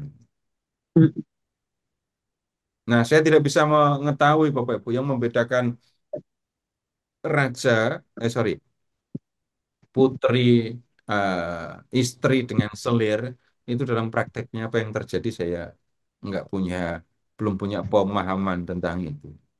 Jadi Jadi istri Daud ada 7 tadi ya, minimal yang tertulis. Sebenarnya masih ada satu tertulis tapi nggak disebut. Mikal. Mikal itu anak Saul. Itu istri pertama, nggak punya anak. Jadi jadi nama kemudian ada 6 istri plus masih tambah lagi Bathsheba, terus beberapa istri tadi. Itu sudah selir-selir. Tapi mungkin ya Mika itu nggak tadi. disebut karena dia nggak punya anak ya Pak ya. Dan nama-nama yang disebut ini nggak cuman dari istri ya, tapi mungkin juga dari gundik kayak gitu ya Pak ya. Ah, itu yang kita sulit untuk mendeteksi. Kalau tidak ada data, kita agak sulit untuk mengatakan. Nah, kalau yang di bab 3, itu yang disebut anak, bukan istri. Di Hebron lahirlah anak-anak bagi Daud. Gitu kan? Nah, saya tadi mengajak Bapak Ibu untuk melihat nih anak-anaknya ini. Yang anak pertama Amnon, yang kedua Kileab, nggak ada ceritanya. Kemudian ada Absalom. Ini Amnon dan Absalom kita tahu ceritanya. Lalu berikutnya ada Sefatia, nggak ada ceritanya. Adonia, nah, itu ada ceritanya. Yitream, nggak ada ceritanya. Nanti kisah yang berikutnya antara Adonia dengan dengan Salum. Hmm. Tapi tentang ya kalau nama selirnya juga nggak ada. Jadi namanya nggak ada yang 10 tinggal di istana tinggal di istana nunggu istana tadi siapa saja nggak tahu. Yang menjadi penting kalau dalam kerajaan kan anak itu tadi kan ya. Mm-mm. Dan Terus kita juga tidak bisa mengatakan oh yang berantem anak-anaknya maka diceritakan. Kalau ibu-ibu mereka istri-istri Daud jangan-jangan rukun karena nggak ada ceritanya nggak bisa begitu juga. terus saya mau tanya lagi Pak. Ini kan Yesus pernah bilang ya, pada awalnya tidak demikian dalam kasus menceraikan istri yang diperbolehkan sama Musa. Padahal ini kan apa udah ini ya Pak ya, udah lama banget ya. Jadi praktek kawin dengan istri banyak, punya gundik-gundik yang seperti itu. Jadi sebenarnya itu tidak sesuai dengan rencana Tuhan ya Pak ya. Wah itu Ibu perhatikan kata rencana Tuhan. Nah kemudian begini dulu. Kita harus mulai dengan eh, pentingnya anak, terutama anak laki-laki. Untuk sekarang orang mengatakan tidak masalah, mau anak laki anak perempuan sama saja, tidak bisa. Itu apa waktu penyuluhan KB dulu dibilang begitu kan ya. Mm. Tapi kemudian Bapak Ibu silakan Bapak Ibu bayangkan, Bapak Ibu tinggal di gurun, Bapak Ibu tinggal di gurun. Terus hanya satu orang bapak, ya usia sudah lanjut, terus anaknya perempuan semua. Apa yang akan terjadi dengan keluarga ini? Habis, habis entah karena dibunuh, tapi bisa juga karena dijual, jadi budak. Anak laki-laki di mata orang Israel itu luar biasa pentingnya. Apalagi sekali lagi melihat situasi padang gurun tadi. Nah sekarang Bapak Ibu boleh lihat juga. Eh, Tuhan berjanji kan ya. Oke, karena Ibu sudah ngomong per Taurat, Bapak Ibu tolong membuka kejadian, kitab kejadian ya, bab 25. Yang Bapak Ibu tahu, Abraham istrinya berapa? Satu. Satu. Enggak.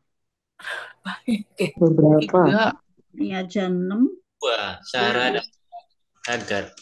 Hagar, Sarah dan Hagar itu yang umumnya tahu kan? Ada yang Oke. diam-diam, bapak-bapak nggak diundang. Bab 25, Wah, kejadian 25. Keturah. Ya, ada Ketura. Berarti istrinya 3. Ya. Terus masih di kitab kejadian. Ya, oh tunggu dulu, Bapak Ibu tolong masih di kitab kejadian saja dulu. Sekarang silahkan ke bab 30. Kejadian bab 30.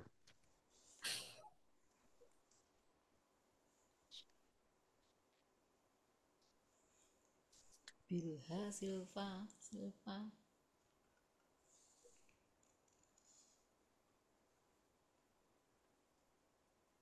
Lengkapnya sebenarnya 29 30, bab 29 dan bab 30. Di situ kita ketemu Yakub punya 2 istri plus 2. Gitu kan ya? Ya.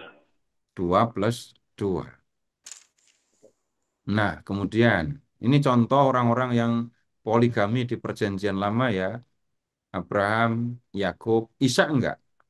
Ishak hanya punya Ribka. Kemudian Bapak Ibu akan ketemu dengan ayah dari Samuel, namanya Elkana. Dia bigami, istrinya 2. Nah, tapi sekarang Bapak Ibu tolong begini. Buka Kejadian bab 12.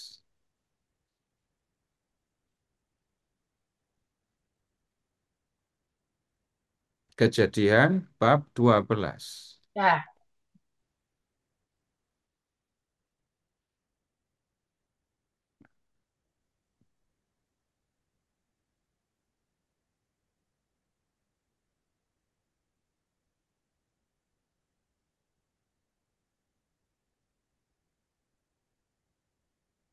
Sudah ketemu? Ayat 1 sampai dengan 3.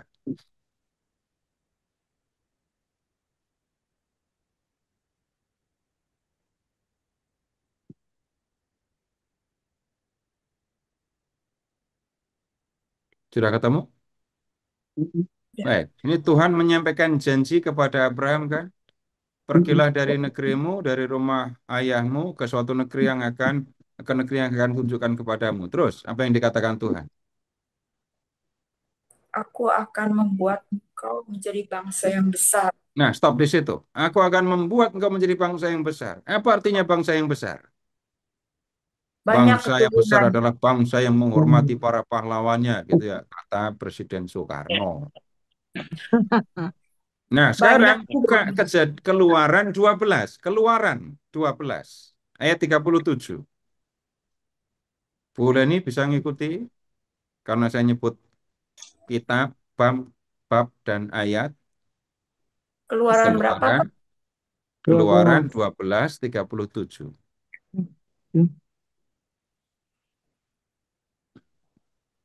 Keluaran 12, 37.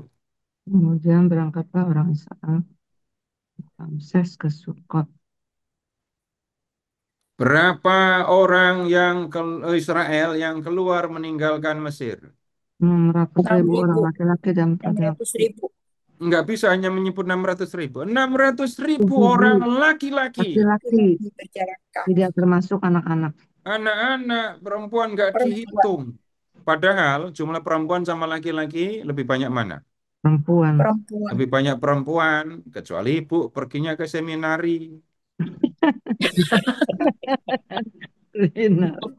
Kalau zaman dulu, bapak-bapak pergi ke pasar sapi, itu pasti banyak laki-laki, nggak ada perempuan di situ. Kalau jumlah laki-laki 600.000, berarti jumlah perempuan akan lebih dari itu. Jumlah anak-anak lebih besar, lebih banyak Banyak daripada lagi. jumlah orang tuanya. Nah, Ibu bisa lihat dengan jelas di situ, Bapak bisa lihat dengan jelas di situ. Kekuatan suatu bangsa dihitung dari jumlah laki-lakinya. Nah, karena itulah Bapak Ibu, dalam latar belakang kehidupan padang gurun ini, laki-laki itu mendapatkan tempat yang istimewa. Gitu ya. Nah, alasan kenapa orang memiliki istri lebih dari satu, itu kalau melihat contoh Abraham, kemudian Elkana, itu karena nggak punya anak. Yakub, itu apa menyebutnya? Kemalangan atau keberuntungan itu? Keberuntungan. Keberuntungan. Jadi itu alasan kenapa orang melakukan poligami. Nah, poligami di dalam Alkitab hanya terjadi di antara para ini bapak bangsa, raja dan beberapa orang tertentu. Dan Bapak Ibu boleh lihat, periksa semuanya. Poligami yang diperintahkan oleh Allah itu yang mana? Aneh, tidak ada. Jadi tidak satu pun orang-orang yang kita lihat poligami tadi, tidak satu pun di antara mereka melakukan poligami karena diperintah oleh Allah. Apa maksudnya ini semua?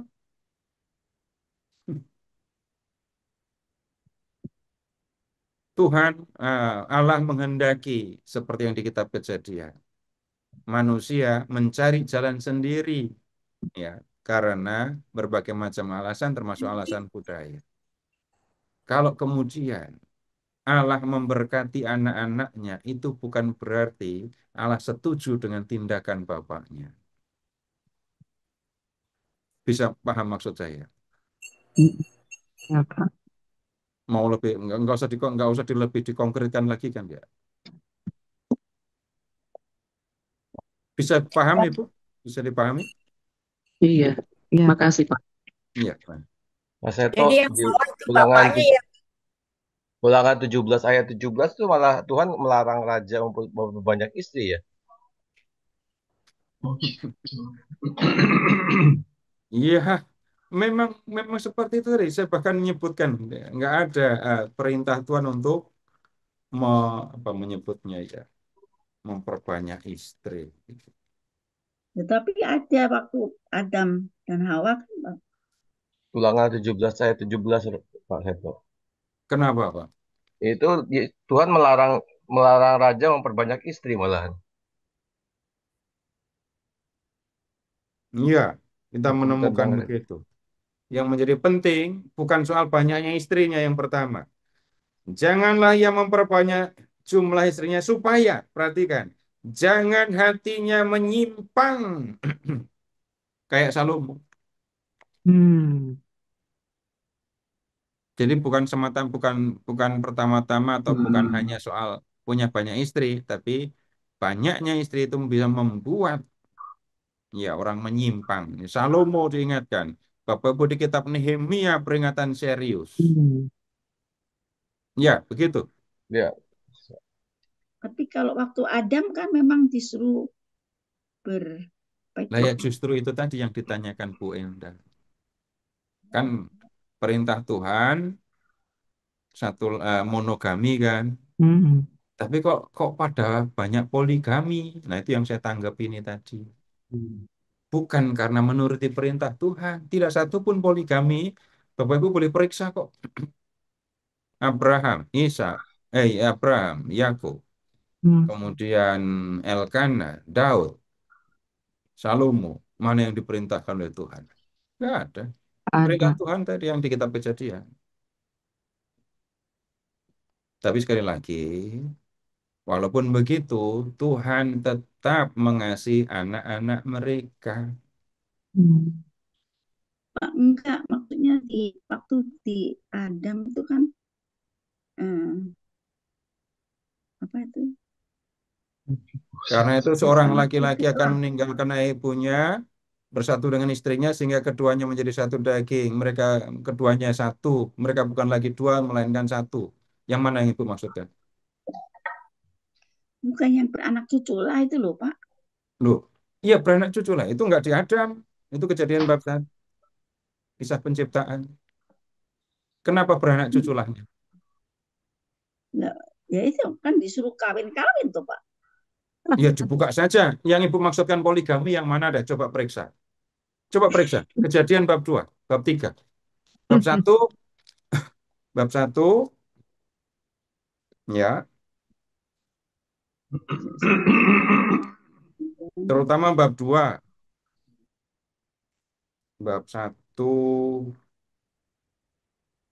ayat 28 itu yang Ibu maksudkan. 28. Memberkati mereka lalu Allah berfirman kepada mereka, beranak Berarti bercuculah dan bertambah banyak. ya beranak cucu lah dan bertambah banyak, penuhilah bumi Penuhilah dan bumi, teruslah. Nggak taklukkanlah ada bumi. masalah Ya, dengan itu kan. Yang ditanya Hmm. tentang poligami. Iya, nggak, tidak poligami. Mosok cuma 2 orang mesti beranak 7 berapa, Pak? Loh gimana sih? Masa cuma Ya, 2 orang itu kok kan disuruh beranak cucu mulainya bagaimana? maksudnya kan Adam dan Hawa permulaan. Jadi Iya, pastinya anak-anak mereka itu yang nanti kawin sama satu sama lain kan. saya belum menangkap maksudnya. Kembang biaknya itu loh, Pak. Manusia, jadi Ya, manusia diciptakan laki-laki dan perempuan. dan Hawa. Iya. Kepada laki-laki dan perempuan Tuhan berfirman, beranak cuculah dan Bercucuklah, bertambah banyaklah. penuhilah bumi. Penuhilah bumi dan Maksud taklukkanlah itu. maksudnya mungkin apa Nah, mungkin satu wanita melahirkan banyak Yang itu sekali nanti gitu loh, Pak. diskusinya akan kepanjangan, saya harus bicara lebih banyak lagi. Tapi Benar. dalam kitab Kejadian bab 1, bab 2, bab 3, nggak ada perintah Ini poligami. kami.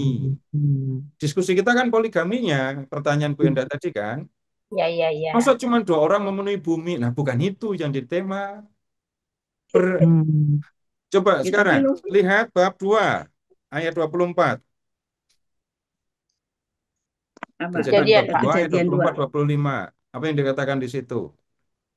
Kejadian 2 bab 24 Kejadian 25. 2, kejadian bab 2, ayat 24 dan 25. Itu yang seorang Yes. laki-laki akan meninggalkan ayahnya dan ibunya bersatu dengan istrinya. Oh ya. Maka menjadi Istrinya satu kan? daging. Terus, Iya. terus, Mereka sehingga keduanya telah keduanya menjadinya menjadi satu satu. daging. Mereka keduanya, gitu kan? Keduanya. Di satu daging ya. Keduanya menjadi satu daging. Jadi yang saya minta untuk memahami ini Bapak Ibu, nggak usah kembali ke Adam dan Hawa dalam rangka. Adam dan Hawa cuma 2, lalu punya anak namanya Kain Banyak. dan Habel. Kain, eh, Habel dibunuh oleh Kain. Terus habis itu Adam Hawa punya anak lagi namanya Seto. Terus habis itu mereka kawin, mereka punya istri siapa? Yang itu jangan didiskusikan di sini sekarang. Kepanjangan. Karena diskusi kita bukan itu. Kalau saya diskusi itu, saya jamin sampai jam 9 waktunya kurang. Dan Bapak Ibu saya tidak yakin akan segera memahami. Betul, betul, Tapi betul. pertanyaannya tadi apa? Betul, Pak. Ada Poligami. ah, eh, Daud itu punya banyak istri. Padahal Tuhan kan menghendaki perkawinan satu laki-laki dengan satu perempuan. Perempuan. Jadi Betul. apa yang dilakukan Daud tidak sesuai dengan kehendak Tuhan. Nah, lalu saya jawab, ingat Kejadian bab 1, memang Tuhan menghendaki laki-laki kawin dengan seorang perempuan. Ada banyak kasus poligami, tapi tidak satu pun diperintahkan oleh Tuhan. Walaupun begitu, Tuhan tetap mengasihi anak-anak dari perkawinan yang poligami ini. Itu yang saya sampaikan. Nah, pertanyaannya terus masalahnya apa? Tapi kalau dalam kasus poligami, jadi satu dagingnya dengan istri yang pertama ya Pak ya? Nah, yang itu tadi kembali, Bu. Kita tidak akan masuk ke situ. Kelar-kelar. Ya, Pak Seto, ini Pak Wisnu sudah resen, mungkin Anda Ya, ada silahkan. pertanyaan dari Pak Wisnu. Silakan Pak Wisnu. Terima kasih malam Pak Seto. Malam. Kalau saya lihat Daud keluar dari Yerusalem itu seperti menghindari perang saudara gitu. Soalnya eh, dia nggak bawa tabut perjanjian, malah tabut perjanjian disuruh bawa balik ke dalam.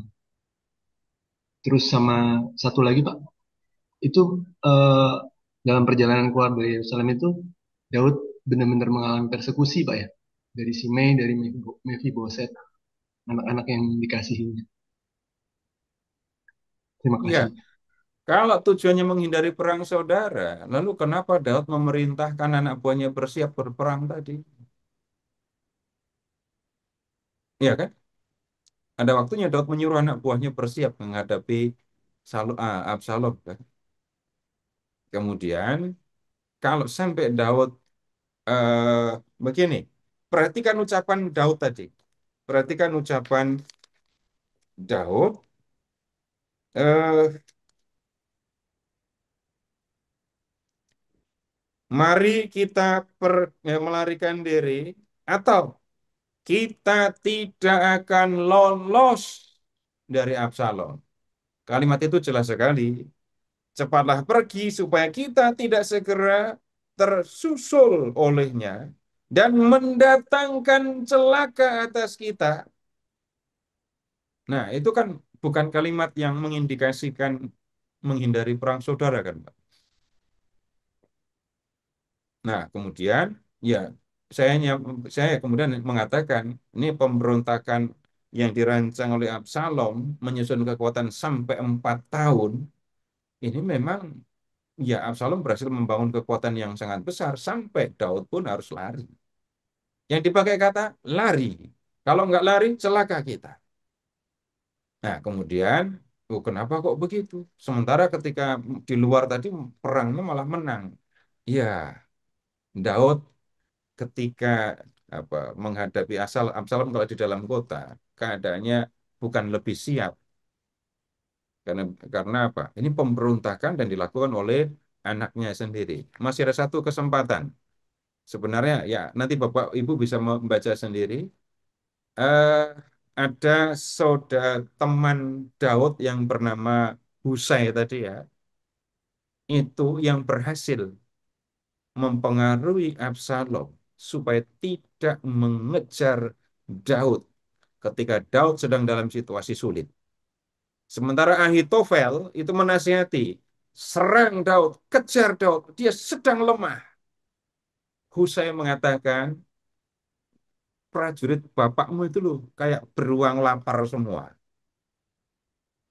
Jadi kalau sampai kamu kejar sekarang, hancur kamu. Husai memberi nasihat begitu, dan kemudian Absalom mengatakan, nasihat Husai lebih baik. Kemudian Absalom tidak mengejar Daud. Itu yang kemudian bisa dikatakan begitu. Nah, kemudian memang ada yang mengejek. Bapak Ibu nanti boleh mau membaca ketika ya ada orang-orang yang disebut itu di bab 16 dari ayat 5. Jadi ada seorang yang dari keluarga Saul yang ya bisa mengejek.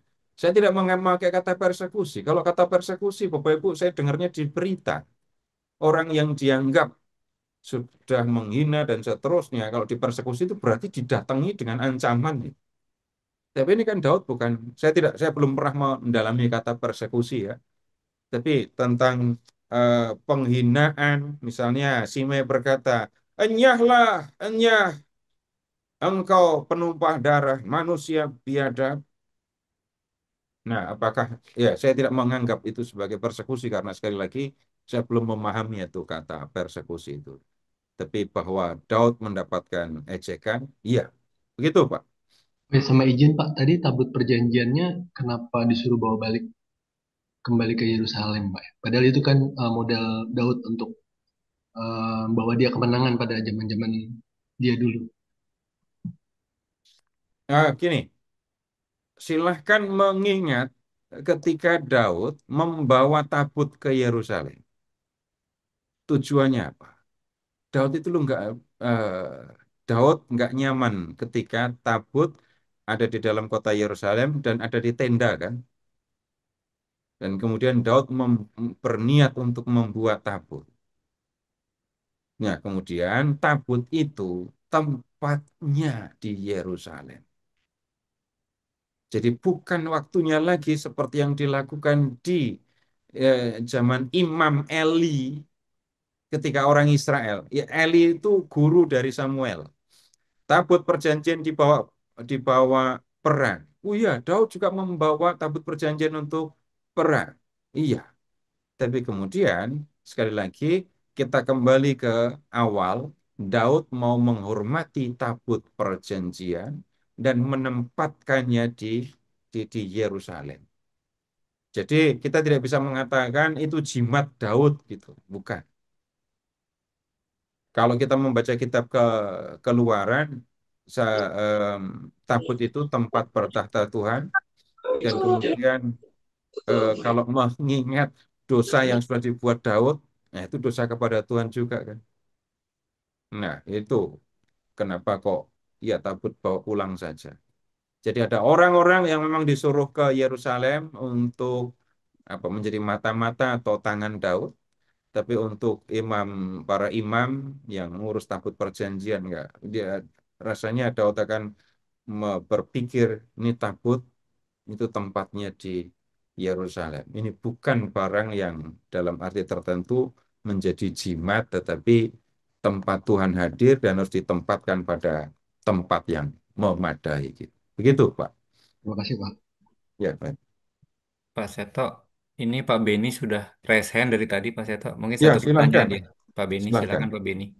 Ya, terima kasih Pak Ferry. Malam Pak Seto. Iya, selamat malam. Uria kan orang Het. Orang Het bukankah itu musuh Israel? Orang asing. Kalau gitu Batseba itu dari suku apa? Berarti pada zaman Daud itu masih ada orang-orang asing di sekitar Israel ini. Apa bukan begitu, Pak? Berarti, Bapak coba lihat lagi. Eh, sekarang silahkan, bentar, ke bab 18 tadi.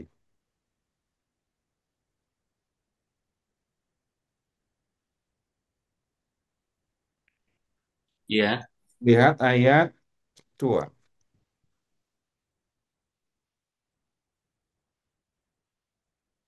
ya. Ada 3 orang panglima, siapa namanya? Yoab, Abisai bin Zeruya dan Satu lagi. Itai orang Gad. Ya, Nah, Gad. tekanannya di kata Gad, Pak. Ya. Gad itu salah satu kerajaan kota orang Filistin. Kemudian mama dari Absalom tadi siapa? Maaka. Maka orang Maaka itu putri dari Raja Talmai. Talmai itu Raja Gesur.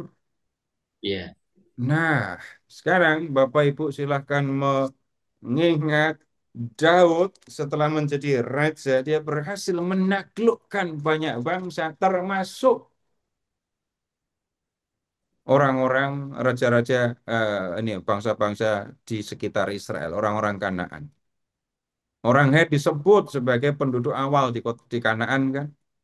ya, Tapi Gad, wah itu kan musuh bebuyutan. Tapi sekarang ada di ini pasukan Daud. Jadi pada masa pemerintahan Daud, memang Daud bisa menguasai banyak wilayah, banyak kerajaan. Dan dia bisa merekrut ya banyak tentara dari kerajaan-kerajaan asing. Jadi jangan membayangkan dari zaman orang Kanaan masuk, orang Islam masuk Kanaan sampai zaman Daud sama saja situasinya, enggak begitu. Yang di zaman Saul permusuhan orang Filistin, itu di zaman Daud malah dijadikan anak buah. Ada juga ini pasukan yang kita nggak ngerti, orang Pleti, orang Kleti, ada iya, ada ada orang-orang lain di situ. Jadi ya kita melihat yang seperti itu. Bahkan Bapak Ibu bisa lihat ketika Daud merebut kota Yerusalem, itu Yerusalem kan berarti kota orang lain. Itu milik orang Yebus. Tapi bisa dikuasai oleh Daud dan dijadikan ibu kota. Gitu Pak. iya. Terima kasih Pak Seto. Baik, sudah cukup ya. Kita pindah ke kisah yang lain. Kita ke satu raja-raja bab 1.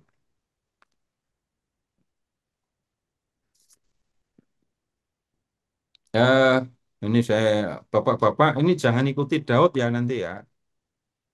Kalau Bapak sakit, jangan ikuti yang dilakukan Daud. Sekarang bab 1 ayat 1. Raja Daud telah tua dan lanjut usia. Ini pasti pengaruh bahasa Ibrani ini. Dua kata sinonim ditaruh bersama. Biarpun diselimuti, ia tidak merasa hangat. Kata para pegawainya kepadanya, hendaklah dicari bagi tuanku raja seorang perawan muda untuk melayani dan merawat raja. Biarlah ia berbaring di dalam dekapan tuanku sehingga badan tuanku terasa hangat. Lalu mereka mencari seorang gadis cantik di seluruh wilayah Israel. Mereka menemukan, Bapak Ibu perhatikan nama orang ini ya, karena nanti muncul lagi. Nama Abisak, gadis Sunem. Dan membawanya kepada raja. Gadis itu sangat cantik, ia menjadi perawat raja dan melayani dia. Tetapi raja tidak bersetubuh dengan dia. Jadi kalau badan terasa dingin dan sakit karena dingin gitu ya, selimut nggak mampu lagi, ini yang dilakukan Daud. Tapi Bapak saya sudah sampaikan, jangan ngutip teks kitab suci untuk melakukan yang seperti ini. Ya. Nah, kemudian sekarang ini Daud sudah tua, sudah berbaring di tempat tidur.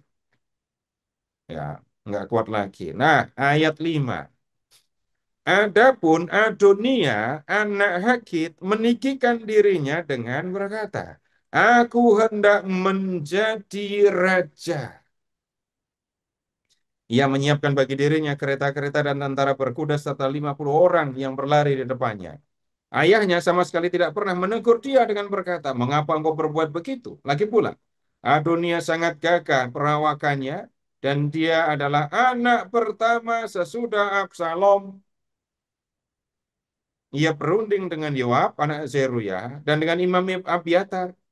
Mereka kemudian menjadi pendukung Adonia. Tetapi Imam Zadok, Benaya bin Yoyada, Nabi Nathan, Simei dan Rei, serta para pejuang Daud tidak memihak kepada Adonia. Jadi Bapak Ibu ingat lagi, ada Amnon, kemudian setelah Amnon itu ada Gilead. Tapi kalau melihat satu raja-raja tadi, Adonia itu anak pertama sesudah Absalom, berarti memang Gilead, ini jangan-jangan mati muda. Anak pertama Amnon, yang kedua Gilead, ketiga Absalom, keempat Adonia, kemudian kelima Sefatia, yang keenam itu Yitream. Nah, Amnon sudah mati, terus Absalom juga sudah mati. Adonia itu anak pertama sesudah Absalom. Itu artinya Adonia mengikuti kebiasaan para raja ya. Anak tertua itu adalah yang paling punya hak untuk menggantikan ayahnya. Gitu. Tapi sekarang Bapak Ibu melihat dua faksi di istana Daud. Adonia didukung oleh Yoab, panglima kan ya. Kemudian didukung juga oleh Abiatar, temannya Sadok tadi. Tapi ini Imam Abiatar. Sementara itu ada pihak lain, faksi lain. Ada siapa? Imam Sadok, Benaya, Nathan, Simei, Rei. Ya. Nah, kemudian ketika Adonia mempersembahkan domba, lembu, dan ternak yang gemuk sebagai korban dekat batu Zohelet yang ada di samping En Rogel, ia mengundang semua saudaranya, anak-anak raja, dan semua orang Yehuda di antara pegawai-pegawai raja. Tetapi Nathan, Benaya, para pejuang, dan Salomo adiknya tidak diundangnya. Jadi Nathan, kemudian Imam Sadok itu mendukung Salomo. Nah, kemudian lalu berkatalah Nathan kepada Batseba, ibu Salomo. Tidakkah engkau mendengar bahwa Adonia anak Hagit telah menjadi raja, sedangkan Daud Tuhan kita tidak mengetahuinya?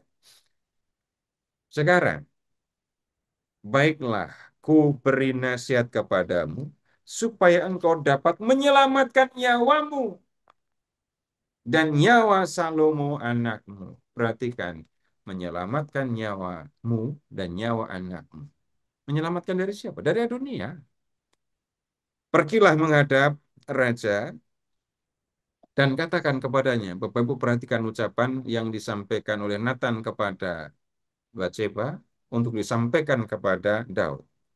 Bukankah tuanku sendiri, ya rajaku, telah bersumpah kepada hambamu ini, Salomo, anakmu, akan menjadi raja sesudah aku, dan dialah yang akan duduk di atas tahtaku. Mengapa sekarang Adonia menjadi raja? Selagi engkau berbicara di sana dengan raja, aku akan masuk pula dan mendukung perkataanmu itu. Bapak Ibu melihat konspirasi di sini. Nah, kemudian maksudnya begini loh. Eh, Kalau kita membaca kitab ini 1 dan 2 Samuel, kita tidak ketemu Daud yang menunjuk penggantinya. Jadi nggak ada kalimat yang menunjukkan Daud sudah menunjuk siapa yang akan menggantikan. Kita tidak menemukan bagaimana Daud berjanji kepada Batseba, anakmu nanti yang menggantikan aku. Karena ini pasti aneh. Yang paling tua, yang paling berah itu Adonia tadi. Salomo itu anak paling kecil, anak dari istri terakhir, istri paling muda gitu ya. Nah, kemudian begini, eh, Bapak Ibu bisa menduga-duga ya. Ketika Daud sudah usia lanjut, yang paling sering dengan dia siapa dari semua istrinya? Yang Bathsheba. muda lah. Kita. Yang paling muda kan ya, Iya. yang paling muda. Lalu yang punya, yang paling banyak bisa mempengaruhi Daud, Bathsheba, yang paling muda. Kemudian, Bapak, Ibu, saya tanya sama Opa, sama Oma. Ini kalau kondisi sudah di tempat tidur, sakit, kemudian dirawat oleh istri yang paling muda ini, gitu ya. Lalu situasi sudah menjadi sangat apa menyebutnya ya. Ya, yang sakit ini Daud pasti akan lemah sekali kan. Dulu kan raja pernah bilang kepadaku, anakku akan jadi raja menggantikanmu. Padahal Daud nggak pernah bilang begitu. Tapi Daud bisa bilang, enggak mungkin aku janji kayak gitu. Aku nggak pernah. Usia sudah lanjut, berbaring terus. Memori juga sudah berkurang, konsentrasi ke rasa dingin tadi itu. Jadi Daud sekarang posisinya sedang berbaring gitu ya, sakit. Batseba masuk, raja, engkau dulu sudah berjanji, anakku yang akan jadi raja. Sekarang lihat, Adonia jadi raja. Sementara dia masih ngomong begitu, Nathan masuk untuk meneguhkan, ya dulu raja ngomong begini gitu. Nah, kemudian sekarang ayat 15. Lalu Batseba masuk menghadap raja di dalam kamarnya. Waktu itu raja sudah sangat tua dan Abishag gadis Sunem itu sedang melayani raja.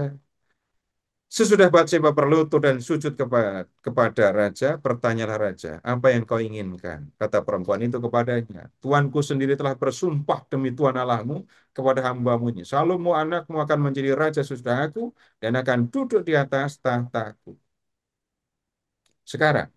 Tetapi sekarang lihatlah Adonia telah menjadi raja, padahal tuanku raja sendiri tidak mengetahuinya. Ia telah menyembelih lembu ternak yang gemuk dan domba dalam jumlah besar, serta mengundang semua anak raja, Imam Abiatar, Panglima Yoab, tetapi Salomo hambamu tidak diundangnya. Ya tuanku raja, kepadamulah tertuju mata seluruh orang Israel, supaya engkau mengumumkan kepada mereka siapa yang akan duduk di tahta tuanku, raja sesudah tuanku. Selama ini tidak pernah ada pengumuman kan, siapa yang akan menggantikan Daud. Daud tidak pernah membuat pengumuman. Maka kemudian Adonia merasa berhak karena dia memang yang paling tua. Jangan-jangan aku dan Salomo anakku nanti dipersalahkan ketika tuanku raja mendapat perhentian bersama nenek moyangnya. Selagi Batseba berbicara dengan raja, datanglah Nabi Nathan. Lalu diberitahukanlah kepada raja, Nabi Nathan ada di sini. Ia pun masuk menghadap raja dan sujud kepada raja dengan mukanya sampai ke tanah. Nathan berkata, "Ya Tuanku Raja, apakah engkau sendiri yang berkata, Adonia akan menjadi raja sesudah aku dan akan duduk di atas tahtaku? Sebab pada hari ini telah ia telah pergi menyembelih lembu, ternak yang gemuk, dan domba dalam jumlah yang besar. Ia mengundang semua anak raja, para panglima dan imam Abiatar. Ketahuilah, mereka sedang makan minum di hadapannya sambil berseru, hidup Raja Adonia.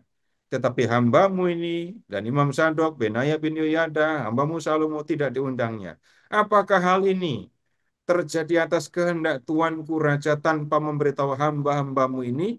Siapa yang akan duduk di atas tahta Tuanku Raja sesudah Tuanku? Eh, Bapak Ibu, kalau Bapak Ibu amati kata-kata baik yang diucapkan oleh Batseba maupun oleh Nabi Nathan, Bapak Ibu ngerasa apa? Mereka berdua itu, kalau menurut pendengaran saya kok, keduanya itu kata-katanya sudah mengepung Daud gitu, sehingga Daud memaksa Daud mengambil tindakan untuk mengumumkan bahwa Salomo lah yang menjadi raja menggantikan Daud itu. Jadi Nathan dan Bathsheba itu bisa dikatakan memang bekerja sama supaya anaknya menjadi raja. Karena kalau sampai Adonia yang menjadi raja, Salomo anak yang ya bisa dikatakan paling disayangi oleh Daud karena anak terakhir ada dalam bahaya dia. Anak yang paling disayangi, anak yang ya bisa dikatakan mendapat kedudukan yang istimewa, nanti jangan-jangan orang ini yang akan duluan disingkirkan oleh Adonia. Nah, karena itu Pak Nathan tadi mengingatkan, perhatikan nyawa anak, selamatkan nyawamu, selamatkan nyawa anakmu. Caranya begini, kamu bicara kepada raja, nanti aku akan mendukungmu. Nah, Daud sekarang lihat ke ayat 28. Meminta supaya Batseba dipanggil. Perempuan itu masuk menghadap raja dan berdiri di hadapannya.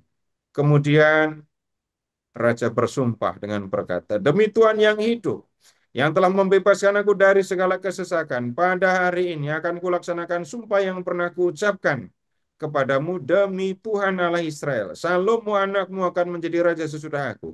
Dialah yang akan duduk di atas tahtaku menggantikan aku." Lalu Batseba berlutut dan sujud kepada raja dengan muka sampai ke tanah sambil berkata, "Hidup tuanku Raja Daud untuk selama-lamanya." Raja Daud berkata lagi, "Panggillah Imam Zadok, Nabi Nathan, dan Benaya bin Yoyada." Mereka pun masuk menghadap raja. Terus raja berkata, "Bawalah para pegawai kerajaanku, naikkan Salomo, anakku, ke atas bagal betina milikku sendiri, dan bawalah dia ke Gihon. Imam Sadok dan Nabi Nathan harus mengurapi dia menjadi raja atas Israel. Kemudian kamu harus meniup sangkakala dan berseru, hidup Raja Salomo. Sesudah itu, kamu harus berjalan pulang mengiringi dia. Lalu ia akan masuk dan duduk di atas tahtaku, sebab dialah yang harus menjadi raja menggantikan aku, dan dialah yang kutunjuk menjadi pemimpin atas Israel dan Yehuda. Benaya bin Yoyada menjawab raja, "Amin. Demikianlah kiranya firman Tuhan Allah Tuanku Raja. Seperti Tuhan menyertai Tuanku Raja, demikianlah kiranya ia menyertai Salomo. Kiranya ia membuat tahta Salomo lebih agung daripada tahta Tuanku Raja Daud. Lalu pergilah Imam Zadok, Nabi Nathan, Benaya, kemudian bersama lihat orang Kreti, orang Pleti, mereka menaikkan Salomo ke atas bakal betina Raja Daud dan membawanya ke Gihon. Imam Zadok mengambil tabung tanduk berisi minyak dari dalam kemah dan mengurapi Salomo. Kemudian mereka meniup sangkakala dan seluruh rakyat berseru, hidup Salomo. Seluruh rakyat itu mengiringinya sambil meniup seruling dan bersorak-sorai dengan gembira sampai bumi seakan-akan terbelah oleh suara mereka. Hal itu terdengar oleh Adonia dan semua undangan yang ada bersamanya. Ketika mereka baru selesai makan, Mendengar bunyi sangkakala itu Yoab berkata, mengapa ada suara gaduh di kota? Nah, Bapak Ibu perhatikan perebutan tahtanya ini ya. Dan kalau pakai bahasa sinis gitu ya. Jadi ini yang punya hak untuk menduduki tahta itu Adonia, tapi Nathan dan Bathsheba merebutnya untuk Salomo. Begitu. Tapi kemudian ada pertanyaan yang memusingkan saya,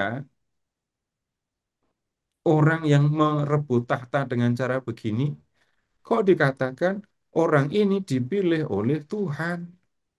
Orang ini disertai oleh Tuhan, bahkan nanti dipercaya untuk membangun bait Allah. Itu pertanyaan yang membuat saya pusing. Udah dulu ya, saya udah pusing soalnya. Nah, kemudian ini Bapak Ibu lihat ini perebutan tahta ini tadi ya. Sekali lagi saya mengajak Bapak Ibu lihat.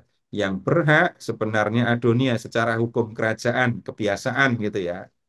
Tapi kemudian, loh kok Salomo? Padahal ini kan konspirasi antara Nathan dengan Bathsheba memanfaatkan kelemahan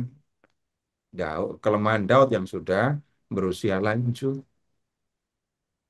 Nah, yang merebut tahta dengan cara begini kok disertai, diberkati, diurapi oleh Tuhan. Kan ada yang aneh di situ. Sekali lagi, ya itu hal yang masuk begini sih.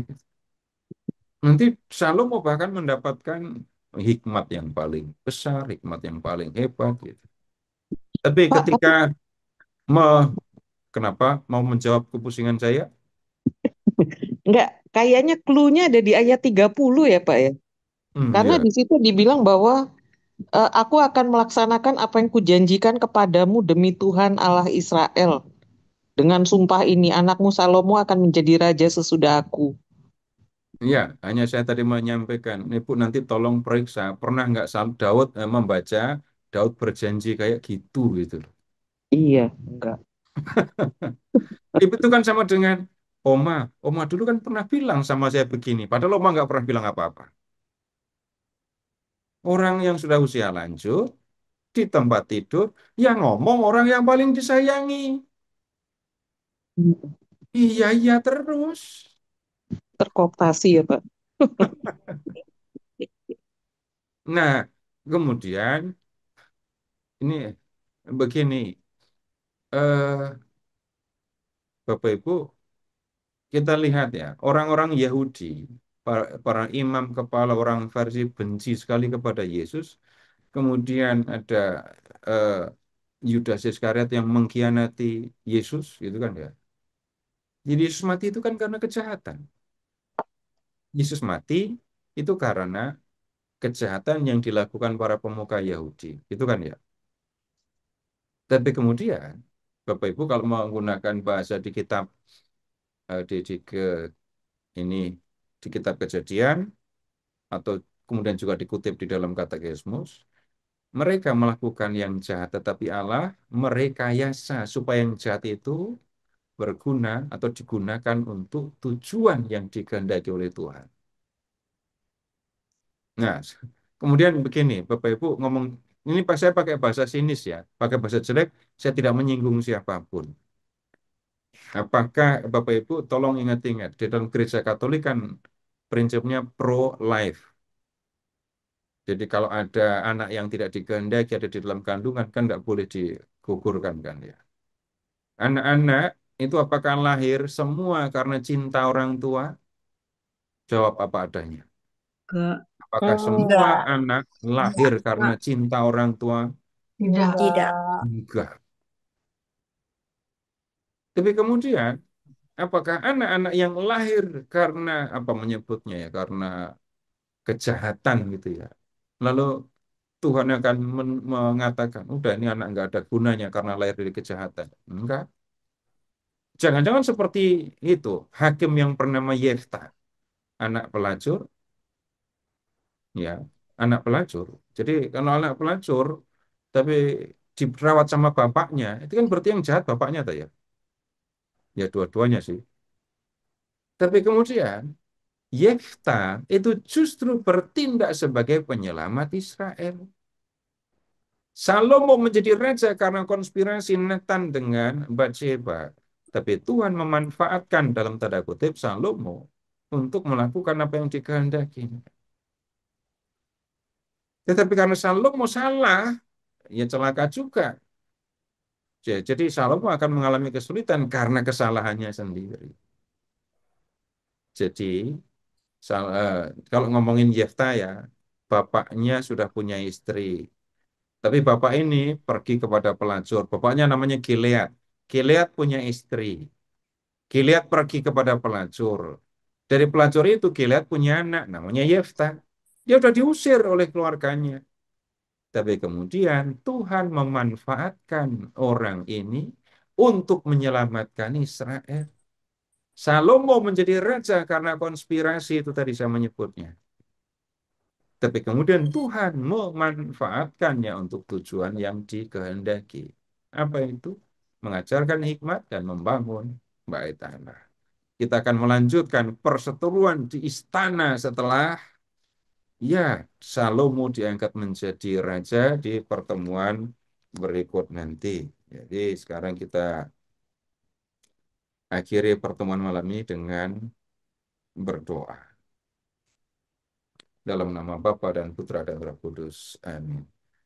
Allah Bapa yang Maha Kasih, kami mengucap syukur kepadamu karena Engkau telah menciptakan kami, mengasihi kami sepanjang hidup kami. Bapa yang Maha Kasih, kami mohon kepadamu agar Engkau tidak memperhatikan dosa dan kejahatan kami, tetapi Engkau menolong kami untuk memperbaiki hidup kami. Ampunilah segala dosa dan kejahatan yang sudah pernah kami lakukan. Ampunilah kami, tapi kemudian kami juga mohon kepadamu, tolonglah kami untuk menjadi orang-orang yang berkenan kepadamu, yang mengakui dengan sungguh-sungguh bahwa Engkau telah mengasihi kami, menyelenggarakan semua yang perlu untuk hidup kami.